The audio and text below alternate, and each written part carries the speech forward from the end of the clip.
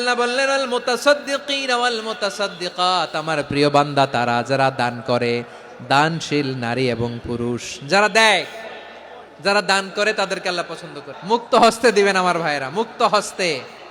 আল্লাহ সুদকে ধ্বংস করে দেয় আর দানকে বাড়িয়ে দেয়। সুদের সাথে আমাদের কোনো সম্পর্ক না। আল্লাহ বলেন ইয়ামহাকুল্লাহুর রিবা ওয়া ইউরবিস সাদাকাত, আল্লাহ সুদকে ধ্বংস করেন, দানকে বাড়িয়ে দেন। পকেট থেকে দিয়ে দিলাম মনে হয় কমে যায়, আসলে কমে না, বাড়ায় দেয় কে? মনে হয় কমে গেছে, আসলে বাড়ায় দেয় কে? আপনি দিলে আপনারে দিবে কে?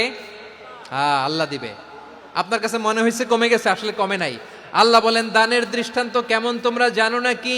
মাসালুল্লাযীনা ইউনফিকুনা আমওয়ালাহুম ফি সাবিলিল্লাহি কামাসালি হাব্বা আম্বাতাত সাবআ সানাবিলা ফি কুল্লি সুমবুলাতিন মিআতু হাব্বা ওয়াল্লাহু ইউদাঈফু লিমান ইয়াশাউ ওয়াল্লাহু ওয়াসিউন আলিম।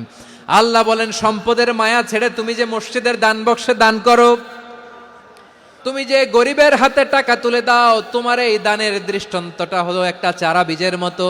যেই চারা বীজ মাটিতে রোপণ করে দিলে 60টা শীষ গজায়, প্রতি শীষে হয় শত শস্য দানা। আল্লাহ যারে চায় তেমনি বাড়িয়ে দেয়, তিনি যাকে মন চায় তাকে প্রাচুর্যতা দেয়। সুবহানাল্লাহ, ওয়াসিউন আলিম। আপনি যে দান করেন এটার দৃষ্টান্ত চারা বীজের মতো।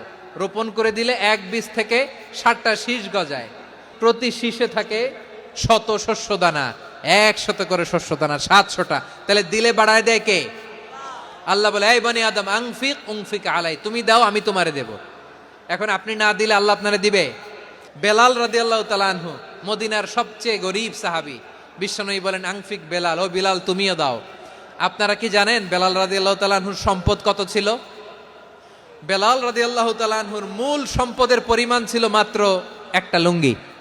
এক লুঙ্গি যার মালিকানায় আছে তারে বিশ্বনবী বলতেন দাও আমি বাড়ায় দিব, দাও বাড়ায় দিব। আরশের অধিপতির কোনো কমতি নাই।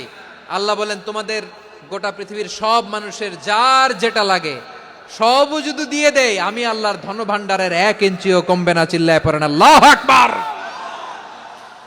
এজন্য আল্লাহ বললেন মুতাসাদ্দিকিন ওয়াল মুতাসাদ্দিকাত, দানশীলদেরকে আমি ভালোবাসি।